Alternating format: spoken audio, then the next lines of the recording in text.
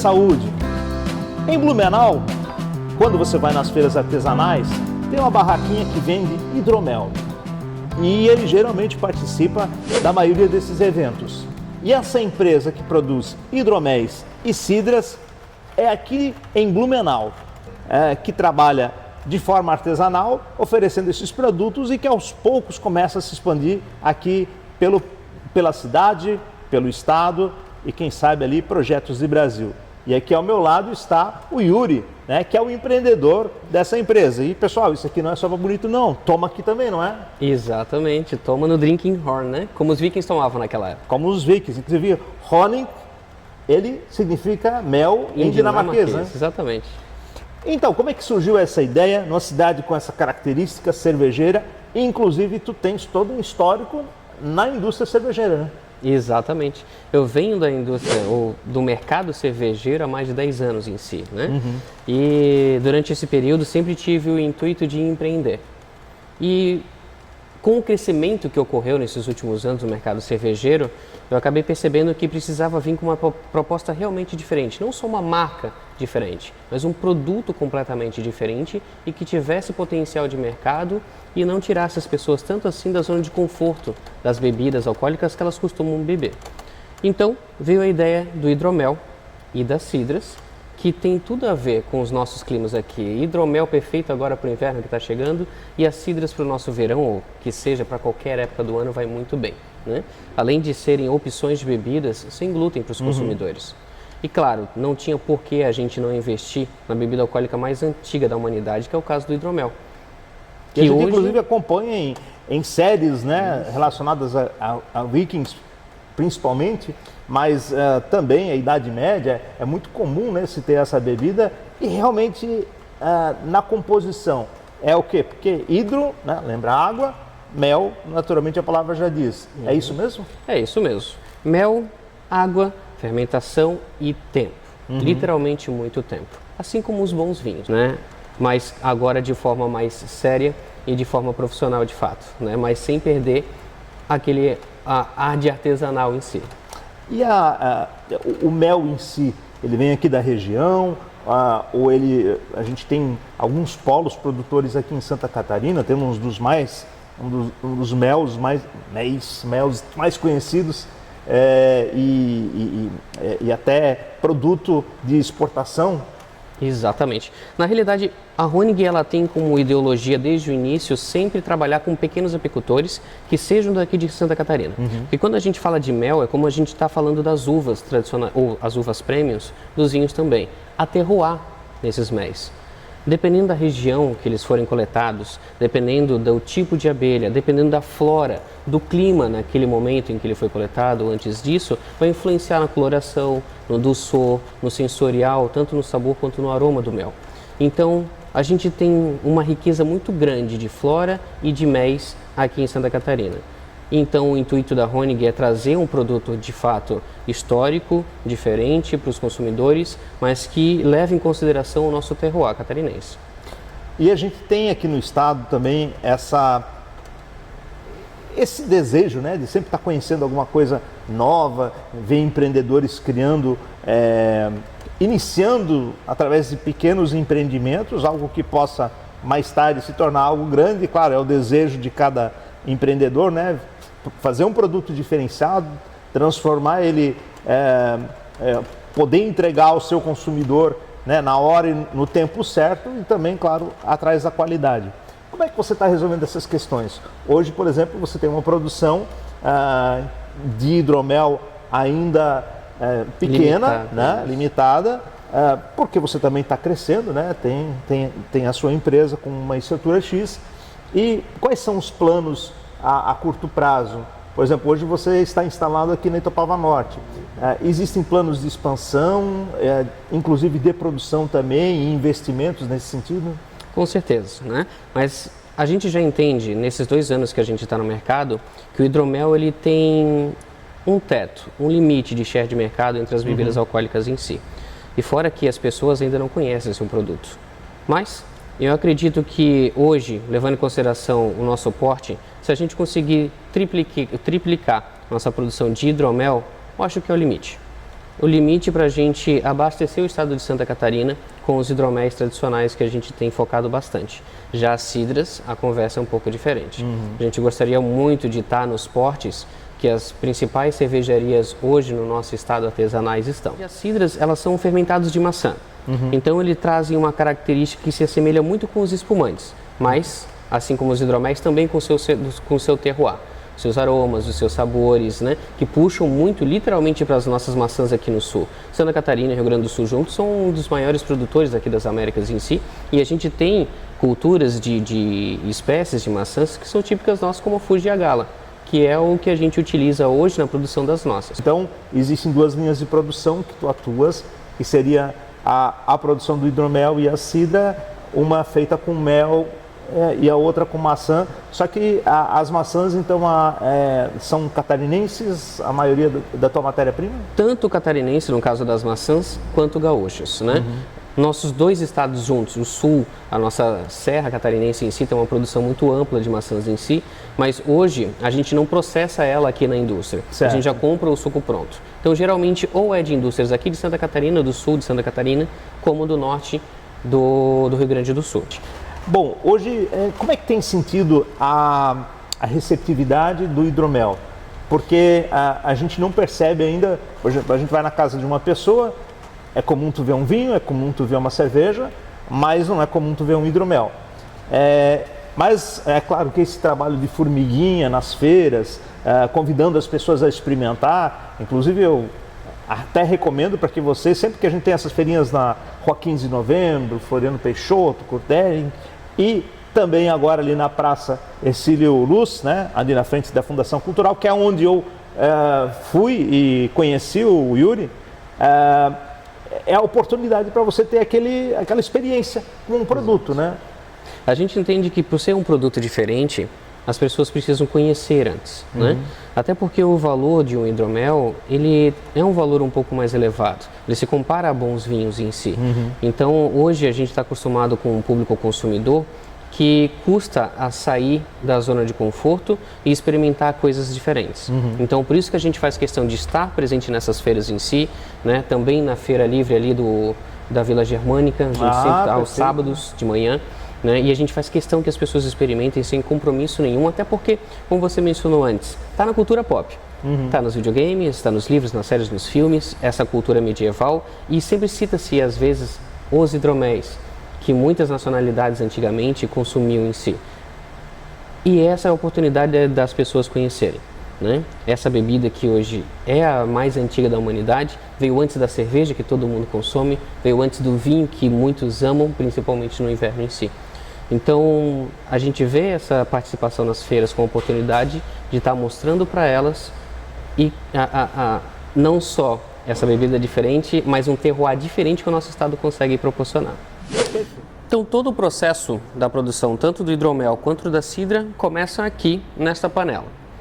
No caso do hidromel, a gente precisa fazer a diluição do mel com a água, a adição de muitos nutrientes para a levedura que vai começar a trabalhar depois e fazer com que ele esquente a uma temperatura que irá esterilizar esse mosto, que é o líquido pré-fermentação antes de se tornar de fato o hidromel. E no caso da cidra, a mesma coisa, só que sem mistura. A gente precisa colocá-la aqui, também subir a temperatura, colocar bastante nutrientes, porque são duas fontes de açúcar, diferentemente da cerveja, que não tem nutrientes para a levedura mais tarde. Depois do processo da parte quente da produção do hidromel e da cidra, no qual a gente esteriliza aqueles mostos, a gente resfria numa temperatura de fermentação e transfere para cá, para essas pipas de vinho, aonde o produto vão ficar fermentando a uma temperatura controlada por cerca de 30 a 45 dias. Depois disso, a gente pega essas mesmas pipas, transfere para a câmara fria, aonde eles vão maturar por um longo período de tempo, onde vai polir o sabor e também clarificar, até ficar pronto e ser envasado para o consumo dos nossos clientes. Os hidroméis levam pelo menos 4 meses para ficarem prontos para o consumo. Já as cidras, elas têm o mesmo tempo de produção do que uma cerveja comum. De 30 a 45 dias ela já está pronta. A média de produção dos hidroméis, por exemplo, na nossa capacidade em si, a gente está falando em torno de 2.500 garrafas por ano pelo menos por enquanto. Já das cidras, a gente já calcula praticamente como cervejarias por mês, em torno de 1.000 litros por mês de cidra. E a gente está experimentando mais uma vez o hidromel. Agora, pelo menos não tem um chifre para disfarçar, né? Tá aqui, ó. Como é que é esse mercado? Você tem muitos concorrentes? Na realidade, os produtores de hidroméis e cidras, ele é muito restrito no nosso mercado nacional. E os poucos que produzem são muito restritos na diversidade que eles trabalham em si. Uma metodologia que a gente, na realidade, não se adequou muito bem. A gente quer sempre estar trazendo novas experiências, novos sabores, aromas, sensações, nesse universo tão amplo que principalmente os hidroméis conseguem nos trazer. As pessoas hoje já se acostumaram muito com o crescimento do mercado brasileiro de cerveja artesanal. A gente tem hoje inúmeros tipos e estilos de cerveja e o consumidor final já identificou isso, seja no bar predileto que ele vá, seja nas gôndolas de supermercados. Mas a gente também tem uma diversidade gigante de estilos dentro do universo, principalmente dos hidroméis, né? Não só os tradicionais que muitas indústrias, das poucas que existem no Brasil em si, estão produzindo, que são os hidroméis tradicionais seco ou suave em si. A gente pode fazer esses hidroméis carbonatados ou não, pode envelhecê-los em barrica ou não. Nós podemos adicionar frutas, nós podemos adicionar especiarias, nós podemos fazer eles claros, escuros, com baixo, alto teor alcoólico, né? A gente tem uma diversidade gigante de hidroméis, sejam eles históricos ou mais atuais. Então, o bacana desse universo é que ele consegue trazer toda a pompa e complexidade que o mundo do vinho traz, mas com a diversidade que a cerveja hoje já trabalha em si, né? Bacana, são detalhes assim que a gente não imagina dentro desse mercado de hidromel. Como vocês podem ver, olha só o que ele preparou aqui para receber a gente, né? Tem mais o Luiz Zimmermann que está aí atrás, a Marlise Cardoso que está filmando também.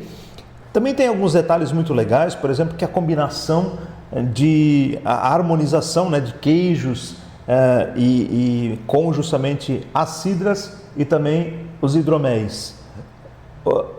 Inclusive um deles nós tínhamos degustado, que é o queijo brie, né, com a cidra. E tem um lançamento que a gente teve a oportunidade hoje de experimentar, que é o de framboesa, né? Exatamente.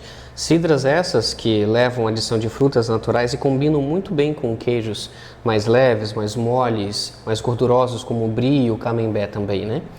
Muitos ouvem falar de harmonização de vinhos e pratos, sejam eles mais simples, como um simples queijo ou uma salada, como para pratos mais complexos em si. Mas os hidroméis e as cidras também trazem essa possibilidade em si, né? Assim como também os hidroméis que a gente está tomando agora. Um gorgonzola, por exemplo, um queijo tão forte, mais amargo, mais salgado como ele é, juntamente com o hidromel suave, como que a gente está experimentando aqui, harmoniza, não só combina, mas harmoniza muito bem. Então, assim também como os vinhos que conseguem trazer toda essa experiência degustativa para os seus consumidores, os hidroméis e as cidras também conseguem trazer. E essa experiência que que tivemos a oportunidade de ter aqui com o queijo brie, foi a gente come um pedacinho, né, deixa na língua e depois consome o hidromel e aí acontece a mágica. Exatamente. Eu geralmente costumo dizer que é bem interessante você começar sentindo quais são os sabores e aromas desses indivíduos da combinação isoladamente. Primeira comida ou primeira bebida e depois o outro separados.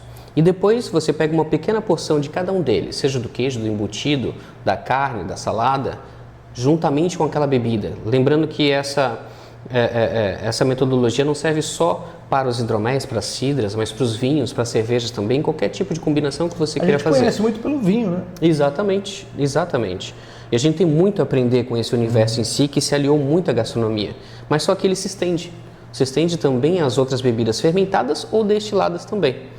Aí que vem um toque, né, diferenciado, de justamente você ter uma experiência gastronômica, onde não é apenas beber ou isso aqui é gostoso, não é gostoso, mas dessas combinações que dão uma experiência única como ser humano, né? Porque você vai poder brincar, né, com elementos elaborados a partir da bebida, né, dos insumos que se utilizam e ao mesmo tempo de produtos que você compra, por exemplo, no mercado, como é o caso do queijo brie ou aqui também desse outro queijo, né? Gorgonzola. Vale ressaltar que é bem interessante que isso pode ser até um caminho de entrada para experimentações, para sair da zona de conforto. Quando a pessoa pensa, poxa, eu não sou habituado a tomar um vinho seco, ou eu até gosto dos secos, mas eles são os brancos, ou beleza, eu gosto de vinhos, mas não sei como que é o hidromel.